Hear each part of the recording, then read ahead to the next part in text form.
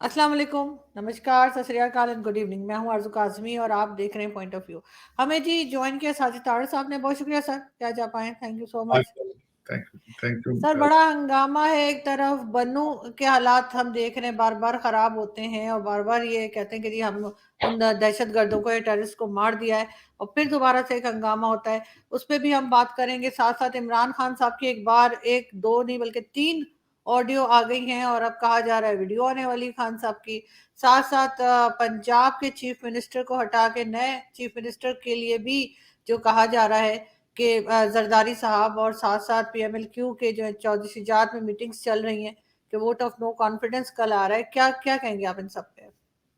देखिए आरज़ू, कोई भी ढंग की खबर तो नहीं है। देखें, इसमें जो कुछ भी है, इसमें कुछ भी अच्छा नहीं। इसमें जो कुछ भी है, बन्नू के अंदर जो हुआ, लकी मरवत के अंदर जो हुआ, कल आपके एक बड़े सीनियर जर्नलिस्ट साहब ने आपका केपी का उन्होंने पूरा डाटा सामने रखा कि तकरीबन 1 साल के अंदर आपकी टीटीपी और दाइश ने 1100 अटैक किए सूबे के ऊपर। 1100 अटैक का आप अंदाजा लगा लें कि उसकी क्या हालत है। बन्नू के अंदर 2 फौजी आपके मारे गए, आपने दहशतगर्द सब भी मार दिए। दुख के साथ कहूंगा कि जो 9 साल से पार्टी को चला रही है, उसने कोई स्टेटमेंट तक नहीं दी। उस पार्टी की पीटीआई की कोई इन्वॉल्वमेंट ही नहीं थी उसके अंदर, बन्नू के अंदर। उनका टोटल का टोटल फोकस जो है इस वक्त पंजाब की गवर्नमेंट है, पैसों पे है, पावर पे है, पैसों पे है। और आज जो दुख की बात है कि टोयोटा ने आपके पाकिस्तान के अंदर अपना सारा जो फैक्ट्री बंद कर दी है, क्योंकि उनके स्पेयर पार्ट्स ही नहीं आ रहे, क्योंकि डॉलर की वजह से वो एलसीसी नहीं। आप ना सब्जियां ले सकते हैं, ना गाड़ियों की फैक्ट्रियां बंद होने जा रही हैं और किसी को कोई परेशानी नहीं है। किसी को कोई ख्याल नहीं कि हम कहां जा रहे हैं। ये बिल्कुल वही हालत है जिस तरह हलाकू खान जब कहते हैं बगदाद के आसपास जब अपनी फौजें लेके आ रहे थे, तो वो जो वहां के रहने वाले थे बगदाद के, वो भी इसी तरह की हरकतों के अंदर वो मसरूफ थे। आप भी बिल्कुल इस वक्त एग्जैक्टली उसी सिचुएशन में है कि किसी को कोई पता नहीं है कि आपका इस वक्त जो है वो फरमारवा कौन है, आपके शॉट्स कौन कॉल कर रहा है। बस हर एक जो डिपार्टमेंट है वो चादर लेकर चारपाई के नीचे छुपा पड़ा है। बिल्कुल। अब इसके बारे में जो आपने पंजाब में जो फरमाया हालात हैं, इसमें एक पार्टी कह रही है कि हम अदालतों में चले जाएंगे। अदालतें भी मैनेज होती हैं। उन्हीं अदालतों में जाएंगे जिनका दुनिया की 139 में से 130वां नंबर है। तो वहां से आप क्या ले आएंगे? आप या तो वहां से कोई नई चीज देखेंगे। वहां पे कौन से ईमानदार और इंसाफ देने वाले लोग बैठे? तो दर हकीकत आप बहसीत कौम ना इस तरक्की करना चाहते हैं, ना तरक्की की ख्वाहिश है। जिस कंट्री के अंदर ना कोई इंग्लिश चैनल हो, ना इंग्लिश अखबार हो, और ट्वीट भी उर्दू में करना पड़े, तो आप बिल्कुल तालिबान भी शर्मिंदा है। आपको देख के तो वो भी शर्म आ जाती है उनको। अब तो उनके रिजर्व आपसे ज्यादा हैं और वहां उन्होंने हालात को आपसे बेहतर कंट्रोल कर रखा है। आपके जो आपने फरमाया कि वीडियो आई हैं 3 की बजाय 30 आ जाए, कहने वाले जो है वो कहते हैं ये सब जाली, कहते हैं सब फराड है, ये सारी कट पेस्ट हुआ है। वो कहते हैं मरियम नवाज की सारी वीडियो ठीक है, परवेज रशीद साहब की सारी वीडियो ठीक है, हमारे अमीरुल मोमिनीन के कहते हैं ये सब प्रोपेगेंडा है, ये सब प्रोपेगेंडा। हम बुजदार वापस लाएंगे, मुराद सईद को लाएंगे, यहां पे फिर वाडा साहब आएंगे, यहां पे हर साल 4-4 25-25 तो चीफ मिनिस्टर चेंज करेंगे, हम सारा करेंगे। और मैं आज को इनको याद दिलाना चाहता हूं, इन सभी ये जो लौंडे लपाड़े आपने इकट्ठे कर रखे हैं, ये जो अमीर लोगों के बिगड़े हुए बच्चे जो हैं, इनके बाबा एस्टेब्लिशमेंट शेख रशीद साहब ने फरमाया था कि हमें निकाल के हम पे बहुत बड़ा एहसान किया गया, हम तो हर इलेक्शन हारने वाले थे, हम तो बहुत अनपॉपुलर हो चुके थे। ये इनके जब खान साहब की एक टांग प्राइम मिनिस्टर हाउस से बाहर थी, तो he was completely out of touch with the government और आउट ऑफ टच। और मुझे आज वो बात याद है कि बाजवा साहब पर फरमाते थे कि हम इनकी मिन्नतें करते थे, भाई 1 घंटा बैठ जाया करो और खुदारा जो लोग असेंबलियों में इलेक्शन जीत कर आए उनसे भी मिल लिया करो। ये जो बाहर से लौंडे लपाड़े ला के टेबल पे तुमने अनइलेक्टेड बिठाए हैं, ये हुकूमत ये चला रहे हैं, कुछ शर्म करो उन लोगों का भी जिन्होंने वोट लेकर आए। वोट तो खैर मैं 2018 के इलेक्शन पे बिलीव नहीं करता बिल्कुल। बीआरटी पे प्लेटों में रख के इनको लाया गया। आपके सूरी साहब जो कि डेप्टी स्पीकर थे वो तीसरे नंबर पर थे इलेक्शन में, और जिस तरीके से आपने इन्होंने डस्के का जब इलेक्शन जिमनी था तो वहां पे जब पूरे का पूरा हमला हुआ किया गया, उसके बाद सेनेटर के अंदर इलेक्शन के अंदर जब कैमरे लगाए गए, उन कमेटियां बनाई गई थी, लेकिन कमेटियां सिर्फ कमेटियां ही, वो चली ही नहीं आगे, उनके नीचे पहिए ही नहीं थी, व्हील ही नहीं थी। तो हकीकत ये है कि अब आपकी सूरत हाल ना इंटरनल ठीक है ना एक्सटर्नल ठीक है, और कोई किसी को कोई पता नहीं क्या कर रहा है, कोई किसी को कोई पता नहीं। आपकी जो फेडरल मिनिस्ट्री है आरजू, जहां आप बैठी हैं, वो आपकी पीडीएम ने एक एक मिनिस्ट्री आपस में बांट ली थी और अपने लोग भर्ती कर लिए थे, उनकी कोई एक दूसरे के साथ कम्युनिकेशन नहीं है। और पंजाब के अंदर सूरत हाल ये है कि फेडरल गवर्नमेंट जो मुलाजिम वहां भेजती है अपनी फेडरल गवर्नमेंट की तरफ से, उसको लिए ही नहीं जाता। वो जो अपने पब्लिक सर्विस कमीशन के लोग हैं, पीसीएस के, उनसे काम चला रहे हैं। तो हर, जिस तरह सोमालिया के अंदर है ना, हर एक वॉर लॉर्ड बैठे होते हैं, आपके you have 4 warlords running their own territory, their own offices. चार सूबे और पार्टियां कितनी हैं उन पर रूल करने वाली? दो सूबे तो पीटीआई के पास है, एक जरदारी साहब, दो सूबे इमरान खान साहब के पास है, एक सूबा जरदारी साहब के पास, और एक सूबा जो है वो मेरे ख्याल एस्टेब्लिशमेंट के पास, वो भी तो पार्टी है ना, सियासी पार्टी है वो भी। तो 4 सूबे हैं, 4 वारलॉर्ड हैं, आप अंदाजा लगा लें ये कंट्री के हालात है। अब कहां जाएंगे आप? तो सर ये पंजाब के चीफ मिनिस्टर को क्यों बदल रहे फिर, जिस तरह से यहाँ पे काम हो रहा है? पंजाब पे वोट ऑफ नो कॉन्फिडेंस, पैसे बहुत बनते हैं इसलिए बदल रहे हैं। ये पैसे की लड़ाई है ना। बलूचिस्तान के चीफ मिनिस्टर पे क्यों इतनी लड़ाई नहीं होती? वहां पैसा कोई नहीं, लड़ाई तो सर वो रीजन है सर, जो परवेज इलाही साहब ने इमरान खान के साथ जब बैठे थे, जब उन्होंने जनरल बाजवा को कुछ बोला था तो उस पर नाराज होकर जो इंटरव्यू दिया, उसका रिएक्शन है।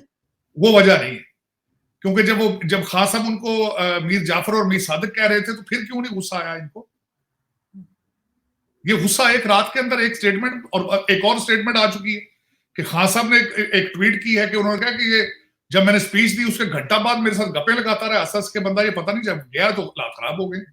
हाँ, हो सकता है बाजवा साहब की कॉल हो, उन्होंने कहा तो था कि बाजवा साहब ने कॉल करके उनको कहा कि भी आप साथ बैठ के मुझे गालियां निकलवा रहे थे, लेकिन गालियां खान साहब तो उनको बड़े अरसे से दे रहे हैं बाजवा साहब को, और फिर उन्होंने वहां धमकी लगा दी कि हमारे लोग भी फिर आपको गालियां देंगे। खान साहब ने अगले दिन लौंडे लपाड़े जो थे कुछ ये यूट्यूबर बुला के तो फिर गालियां निकाल दी बाजवा साहब। बल्कि उन्होंने कहा है कि मैं करता रहूंगा और जब मैं वापस इख्तिदार में आऊंगा तो फिर ये करूंगा वो करूंगा। उन्होंने तो अगले दिन भी यही किया।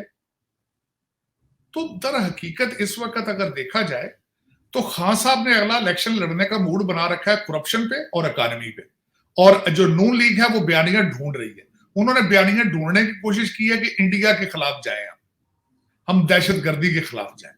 तो ये अपने अपने बयानियां ढूंढ रहे हैं, अगले इलेक्शन की तैयारियां कर रहे हैं। हालांकि इलेक्शन में एक्शन को नहीं होने, उसकी वजह यह है आपको आपके पास खाने को कुछ नहीं, इलेक्शन किस चीज से लड़ेंगे आप, किस चीज से कराएंगे? एम्बेसियां बंद होने को फिर रही है। मैं कई इंटरनल चीजें यहां करना नहीं चाहता क्योंकि आपके वो नेशनल सिक्योरिटी का मैटर है, लेकिन ये कि आपके आरजू हालात आपको अंदाजा नहीं है कहां जा रहे हैं आप। और दुख की बात यह कि हम वाशिंगटन डीसी में, मैं यहां बैठा तो तड़प रहा हूं, आपके इस्लामाबाद, आपके लाहौर कराची में जो रूलिंग एलीट है उनको फिक्र ही नहीं है किसी चीज की। उन्होंने वन वे टिकट एक मेरे ख्याल लेके रख ली है, सीटें करा ली हैं उन्होंने। वो जाएंगे तो या मोटरसाइकिलों पे जाएंगे तो या फिर वो ट्रैक्टरों पे जाएंगे, क्योंकि जहाज तो बंद होने वाले। उसकी वजह यह है $225 मिलियन आपने होल्ड कर लिया इनका, एयरलाइनों का। तो इत्तेहाद और एमिरेट्स और कतर ये तो अब मुसलसल वो अपने पिछले फंसे में पैसे निकालने के चक्कर में, ब्रिटिश एयरवेज ने पहले सस्पेंड कर रखा है ऑपरेशन आपने। तो भाई यहां से ये भाग कर जाएंगे ईरान या चाइना जाएंगे, वहां से उड़ेंगे, तो यहां से कहां से उड़ेंगे ये? लेकिन ये कि इस वक्त हालात आपके बहुत खराब, बहुत खराब। सर इन कोशिश तो ये कह रहे हैं कि हम कर रहे हैं, क्योंकि इन्होंने मार्केट्स भी कहा है, रेस्टोरेंट्स कहा है कि जी रात को 8 बजे के बाद बंद हो जाएं। परमानेंट 8 बजे क्यों बंद होने? वहां क्या पकेगा भाई? जब आप सब्जियां 417 कंटेनर कराची से सब्जियों के नहीं उठेंगे तो ये रेस्टोरेंटों में पकेगा क्या? रोटियां? वो भी आप गंदम आप कहते हैं रशिया से इंपोर्ट करनी है, आप एग्रीकल्चर कंट्री हो के आपके पास गंदम भी नहीं है, तो वहां पे क्या चलाएंगे? गैस आपकी खत्म है, लकड़ियों पे आपने पकाना है रेस्टोरेंटों में, क्या पकाएंगे? कहते हैं 8 बजे बंद कर दें। वो तो परमानेंट बंद होने को फिर रहे हैं भाई, कंट्री पूरा परमानेंट बंद होने को फिर रहा है, ये कोई सोल्यूशन नहीं है आरजू। सोल्यूशन ये है कि कुछ कौम के लिए, कौमियत को सीखो कहीं से, ये मुल्क बचाओ। अब पहले तो मुल्क बनाया ही नहीं आपने, आपने धोखा दिया है मुहाजिरों को बुला बुला के, यहाँ पे आओ इस्लाम दे, आओ इस्लाम दे। आप पहले तो आपने उनको धोखा दिया है, फिर उसके बाद आप अच्छा वो महाजर इधर पहुंच गए, आप लंदन चले गए सारे जो आप लूटने वाले थे। और सबसे बड़ी बात यह है कि मैं अगले दिन किसी की कोट करना चाहता हूं बात, उन्होंने कहा कि लाहौर जो है वो 2 दफा लूटा गया।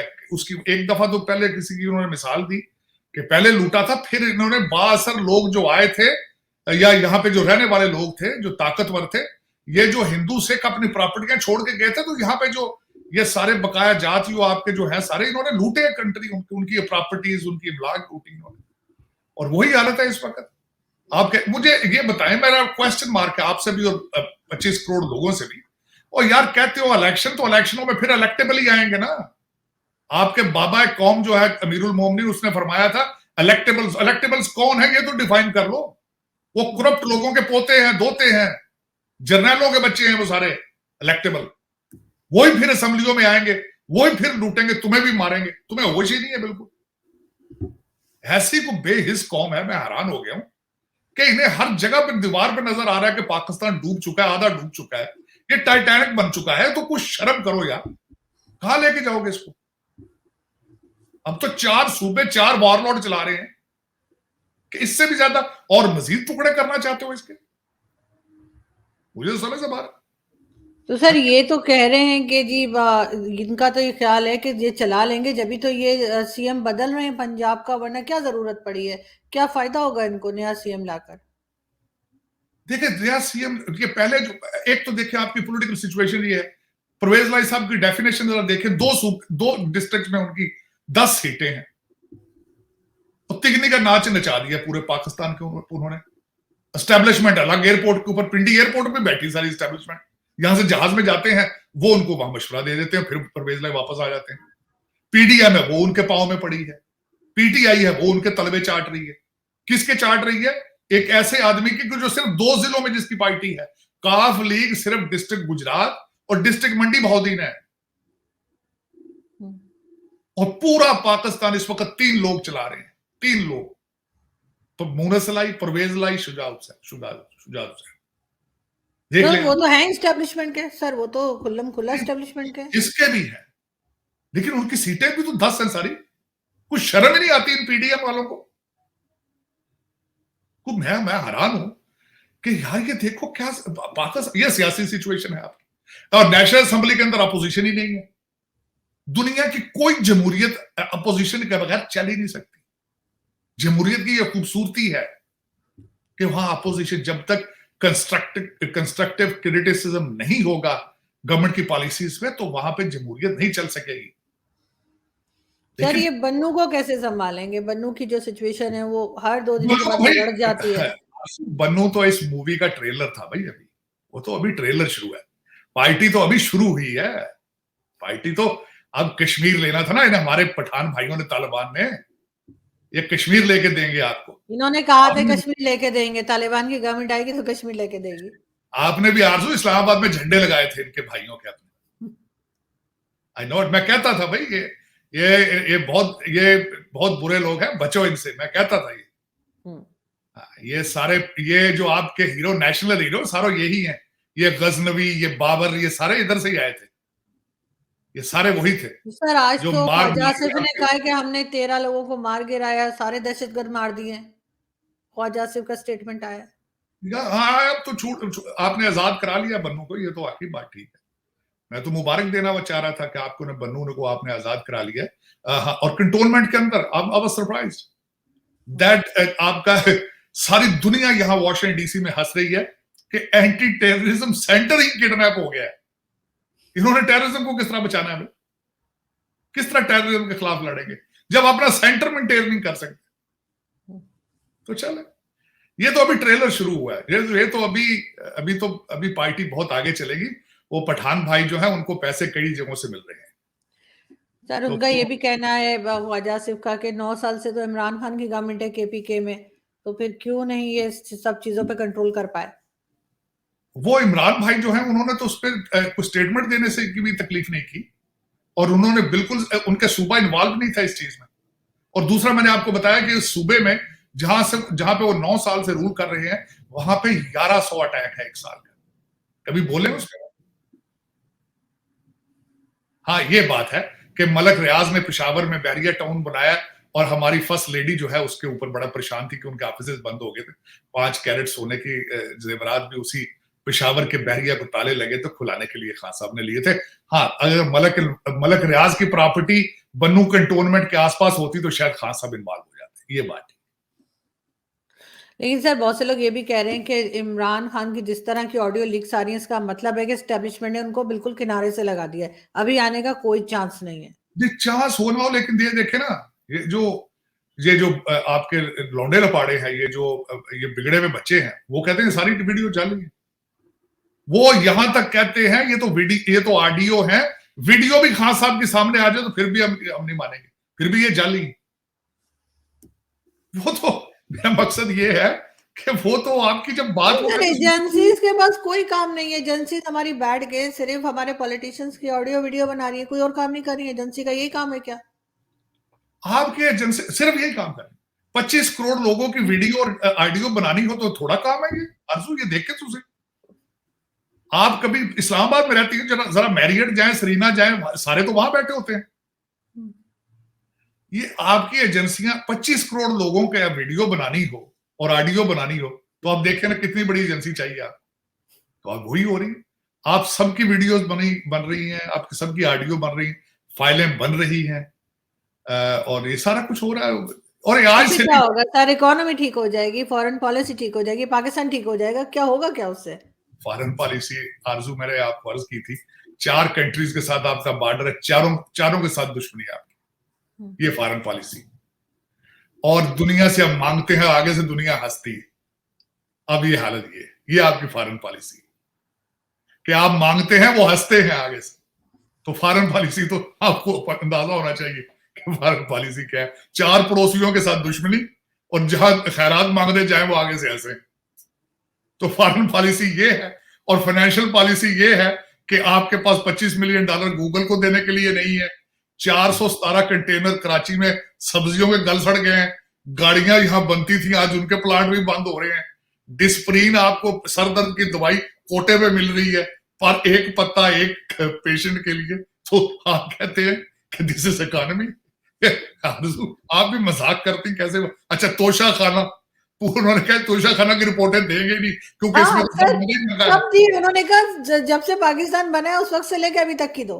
आरजू, उसमें वो कहते हैं परवेज मुशर्रफ साहब भी आ जाएंगे, जियाउल हक साहब भी आ जाएंगे, सदर अयूब भी उसमें आ जाएंगे। तो इस हमाम में सबके कपड़े उतर जाएंगे। इससे बेहतर है कि आप इसको बांध ही रखें फायदा। ये आपकी ईमानदारी है। बिल्कुल। और शहबाज शरीफ साहब ने वहां पे सुना प्राइम मिनिस्टर हाउस में जो कपड़े या चीजें उनको पसंद नहीं थी या साइज नहीं थे, उनको उन्होंने उसका म्यूजियम बना दिया वहां। अनबिलीवेबल। आरजू, मेरा दिल करता है कभी पाकिस्तान का नाम लेके ऊंचा ऊंचा हंसूं और उसके बाद रोऊं फिर दिल खोल के। ये मेरे इस वक्त सेंटीमेंट्स है आपके बारे में। मैंने तो आपको बहुत कहा था कि मुर्गियां ले लें, बकरियां ले लें, और घास वास स्टोर कर लें, सर्दियां आ रही हैं। और एक यूट्यूब पे वीडियो देखा करें कि लोग ऊपर सियाचिन के पास किस तरह रहते हैं। मैं आजकल देख रहा हूँ सर्वाइवल किस तरह है, पानी कहां से हो सकता है आपको कुछ 10 मील चल के जाके पानी लाना पड़ जाए करे चश्मों से। सर हमें तो वो भुट्टो साहब ने कहा था ना कि हम घास खाएंगे लेकिन एटम बम बनाएंगे, तो हम घास खाने की जगह पहुंच गए। तो घास ही खा रहे हैं आप, और क्या खा रहे हैं?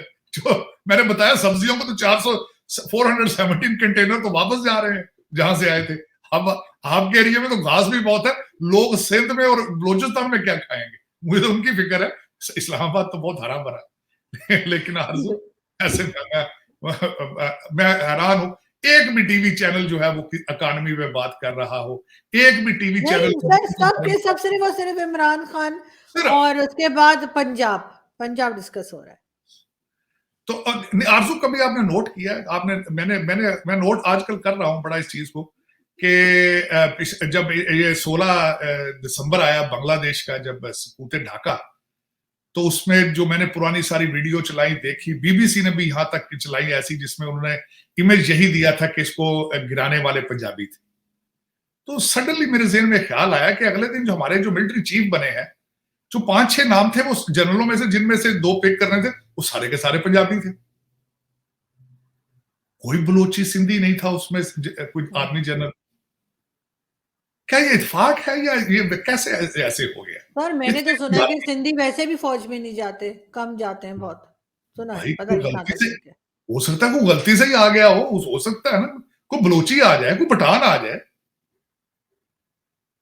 मैं ये सोच रहा था अगले दिन बैठ के, भाई यार हाउ इट इज पॉसिबल कि 4 सूबे हैं, 7 लाख 6 लाख फौज है, तो जो सारे नाम आए ऊपर सारे पंजाबी, ये क्या चक्कर? सियासतदान में देखता हूं वो भी सारे पंजाबी नजर आ रहे हैं आसपास। दूसरे किधर गए हैं? दूसरे लस्सी पी के सोए पड़े सूबे सारे। नहीं सर, डोमिनेट कर रहा है ना पंजाब बाकी सबको। चलें फिर। इसकी एक रीजन ये भी आगे नहीं आने दे रहे किसी को, ये भी कहा जाता है इसी वजह से। सबसे बड़ा सूबा ही पंजाब है सर, तो कैसे आगे आने देंगे?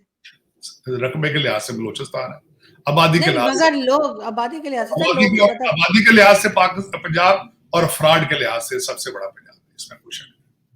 2 नंबरी में बहुत आगे, और फ्रॉड में आगे है सूबा आपका बलूचिस्तान, वैसे उसके लिहाज से, आबादी के लिहाज से। चलो अल्लाह रहम करे। सर के क्या होता है, और आगे इमरान खान की ये ऑडियो लीक, वीडियो लीक कब तक चलती रहेंगी, और देखते हैं कि पंजाब में कल क्या होता है, कौन से चेंजेस आते हैं, कुछ बेहतरी आती है या नहीं। क्योंकि बिलावल भुट्टो भी आजकल बस यही बता रहे हैं कि उनके सर की कीमत लग गई है इंडिया में 2 करोड़। बिल्कुल बिल्कुल, बीबीसी पे भी आ चुका है, आज सुबह अभी बात आई, उनके सर के ऊपर कीमत लगा दी। बहुत फालतू के पैसे इंडिया के पास आ गए कि 2 करोड़ इनके सर की कीमत लगा दी। लेकिन ये कि ज्यादती की उन्होंने भी, जिसने भी किया, देखिए सिंबलाइज होता है ना, सिंबलाइज पर वो इंडिविजुअली किसी ने किया है, गवर्नमेंट की तरफ से नहीं है। नहीं, गवर्नमेंट ने तो नहीं किया, उसको इंडिविजुअल को भी चाहिए। सुना, बीजेपी से रिलेटेड है बंदा ये, this is how I read it about. Government से तो नहीं, लेकिन बीजेपी का था और यूपी से था, और यूपी के अंदर ही जुलूस भी निकला है मेरे ख्याल में। लेकिन उनको चाहिए था कि फिर बाद में लोग कहते हैं कि यार you are out of control, आप भी वहां एक्सट्रीमिज्म के बारे में सोचते हैं, लेकिन नहीं होना चाहिए था। एक पॉलिटिकल ओपिनियन थी। बिलावल भुट्टो साहब ने उसके ऊपर क्लैरिफाई करने की कोशिश की है कि मैंने सिर्फ तारीख का रेफरेंस दिया था। I think he realised that it was not बिल्कुल, लेकिन हम उम्मीद करते हैं कि कुछ ना कुछ बेहतरी की उम्मीद, खैर मैं हमेशा रखती हूँ, मैं बिल्कुल से नेगेटिव नहीं सोचती, मुझे हमेशा लगता है कि कुछ बेहतरी हो जाएगी। नहीं होगी इसमें, लेकिन फिर भी एहतियातन अगर आप 4 मुर्गियां और 2 बकरियां ले लेती तो अच्छा था आपके लिए। ये मेरा बड़ा मुअद्दबाना मशवरा है आपका। और मोमबत्तियां और थोड़ा सा अगर पानी के मटके वटके ले लें, और आप ये पता कर लें कि आपके घर के आसपास चश्मा का बरी इमाम जाना पड़ेगा या आपको दामने को के आसपास से पानी लाना पड़ेगा, ये भी आइडेंटिफाई कर लें। ये चेक कर लेती हूँ सर, बिल्कुल सर, ये अच्छा बता रहे हो, चेक कर लेती हूँ। थैंक यू सर, क्या आपने जाना, बहुत शुक्रिया, थैंक यू।